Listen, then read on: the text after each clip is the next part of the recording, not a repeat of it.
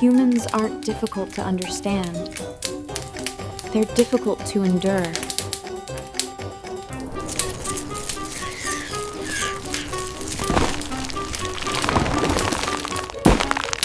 The Fictional Diaries of Wednesday Addams.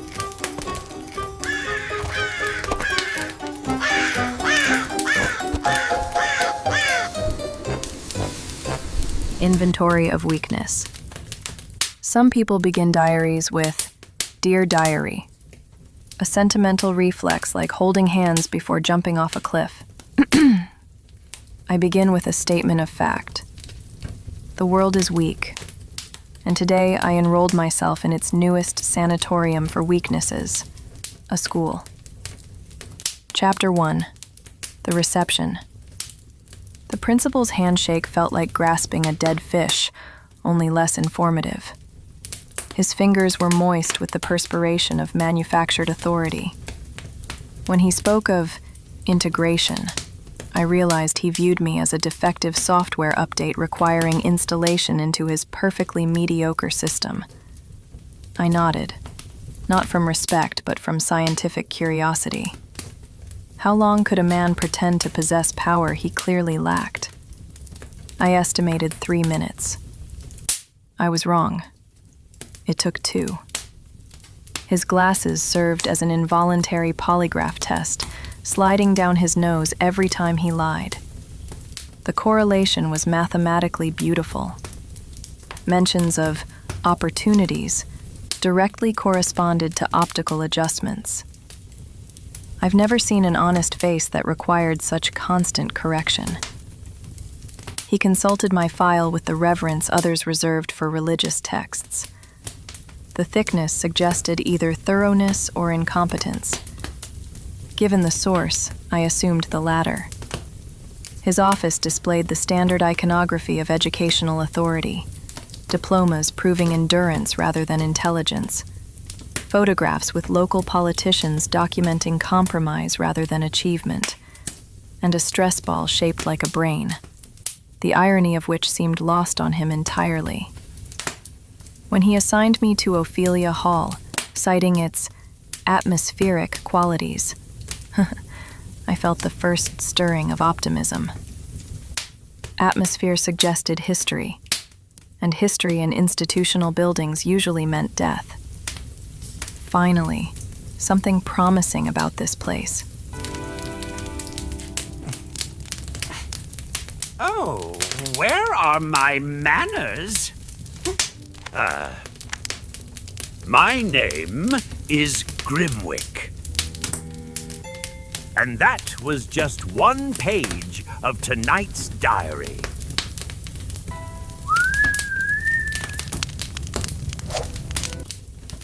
Chapter 2. The Corridor. The hallway stretched like an intestinal tract, designed to process and digest individuality, until only conformity remained.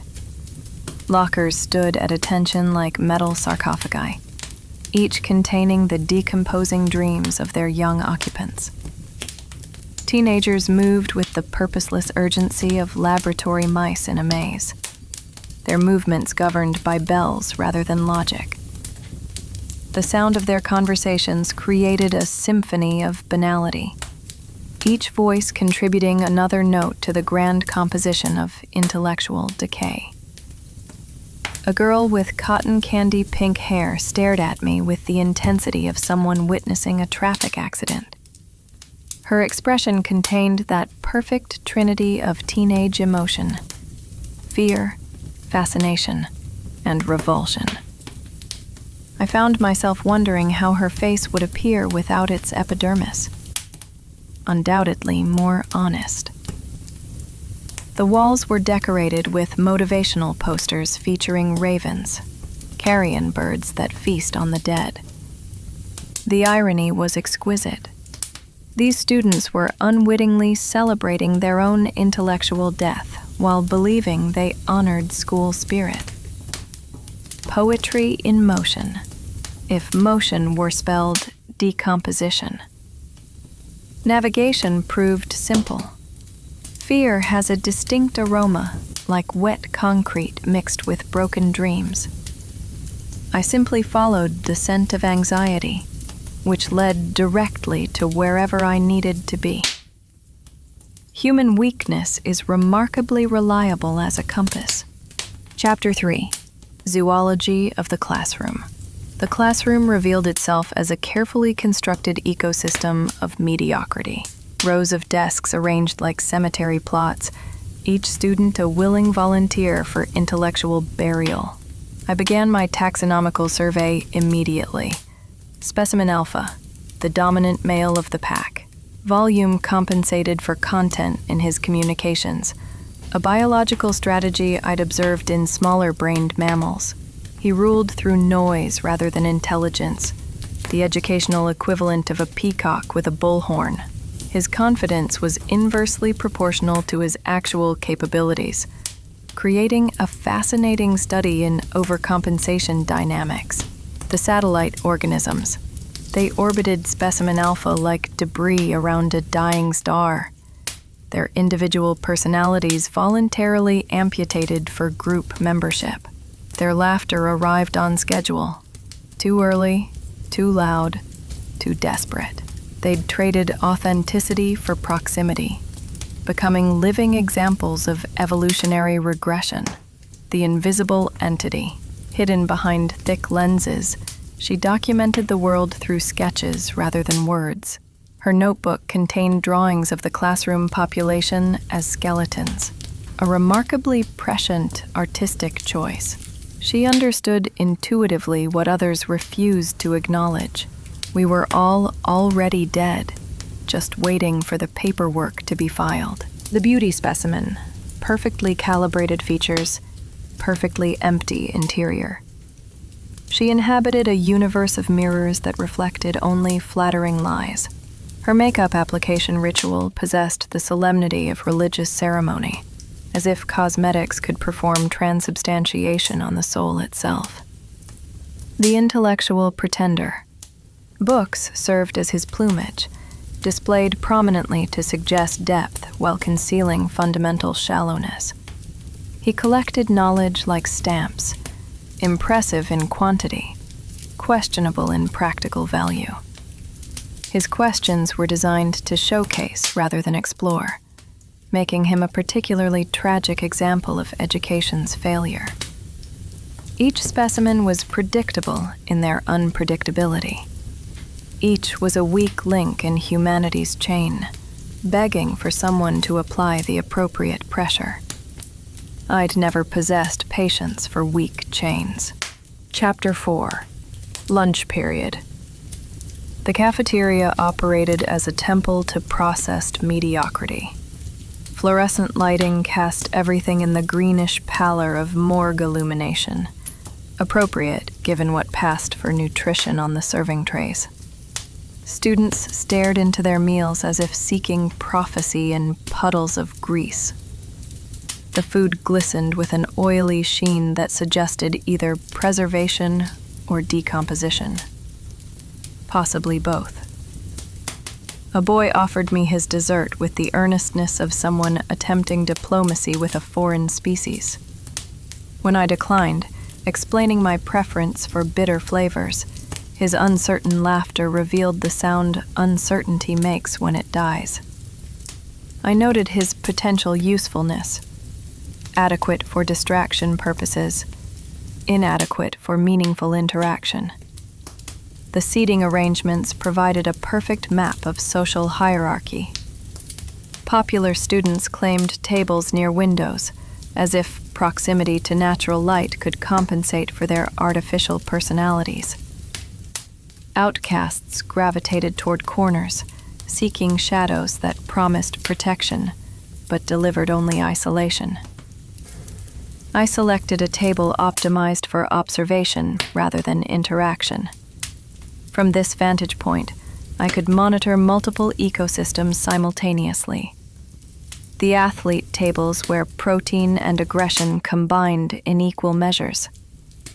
The drama club congregation where emotions were performed rather than experienced.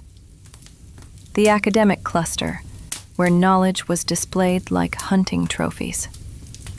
The invisible girl from art class approached with her sketchpad. Her drawings had evolved to include cafeteria food as crime scene evidence, a forensic approach to institutional dining that demonstrated unexpected sophistication. Perhaps there was hope for her yet. Chapter 5. The Honor Roll. The wall display gleamed like a memorial to voluntary intellectual death. Brass nameplate after brass nameplate, each representing another successful lobotomy of creative thought. These students had achieved academic excellence through strategic surrender, learning to provide expected answers rather than accurate ones. They'd mastered the art of intellectual taxidermy, preserving the appearance of learning while removing all signs of life. A teacher materialized beside me, radiating pride like a mortician admiring his latest work. Her commentary on the finest achievements revealed the fundamental misunderstanding at education's core. They confused compliance with excellence, conformity with success. Below the primary display, a smaller plaque commemorated service to community. Students who'd graduated from mere intellectual surrender to complete personality abolition. They'd become voluntary appendages of the administrative organism. Their individual identities dissolved in institutional acid. The brass lettering was soft enough to scratch with a fingernail. I tested this hypothesis discreetly, confirming that permanence, like everything else in this place, was an illusion. Glory was brittle, honor was malleable, and achievement was as temporary as the polish that made it shine. Chapter 6. My inventory of weaknesses. I initiated a comprehensive catalog, not of names, but of vulnerabilities. Humans define themselves through weaknesses, not strengths. Strengths were accidents of genetics or circumstance. Weaknesses were universal constants, as reliable as gravitational pull. Vanity, observed in 73% of subjects. Like fine crystal, beautiful until it encountered pressure. The need for external validation created predictable behavior patterns.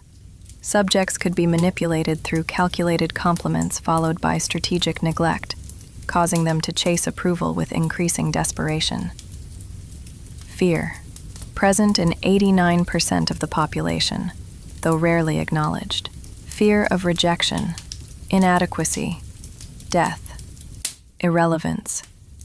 Each variety producing its own aromatic signature. Fear made humans predictable, their responses following established patterns like water seeking the lowest point. Belonging syndrome, the most addictive human drug. Unlike chemical dependencies, the need for group acceptance never reached satiation.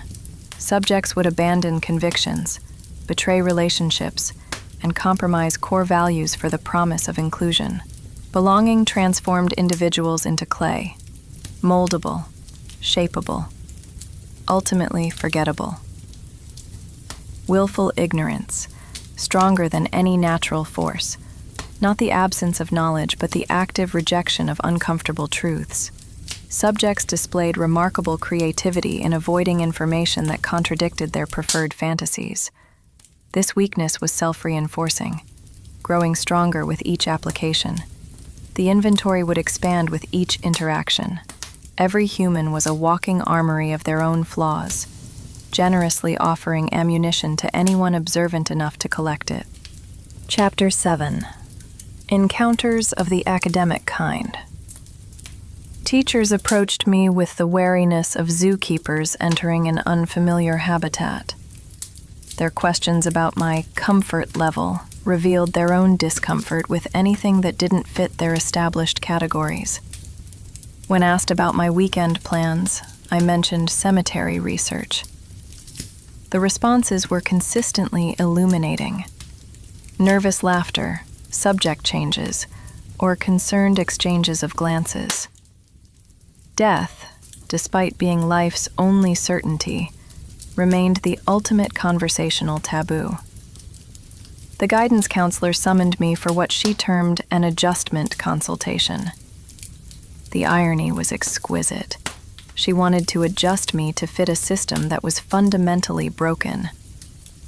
I declined the opportunity to be repaired into mediocrity.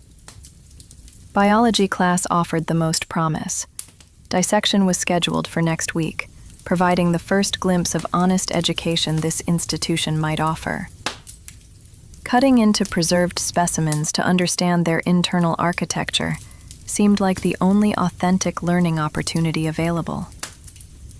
The school psychologist would want to see me soon, according to several concerned staff members. Mental health professionals fascinated me. They studied broken minds while demonstrating spectacular examples of their own dysfunction. The prospect of psychoanalyzing the psychoanalyst held considerable appeal. Chapter 8. After-hours analysis. Evening brought the blessed darkness that allowed truth to emerge from behind its daylight disguise. While my future classmates engaged in the digital masturbation they called social media, I reviewed the day's anthropological data. My dorm room remained uncontaminated by a roommate's presence. Solitude was preferable to the intellectual cholera of small talk.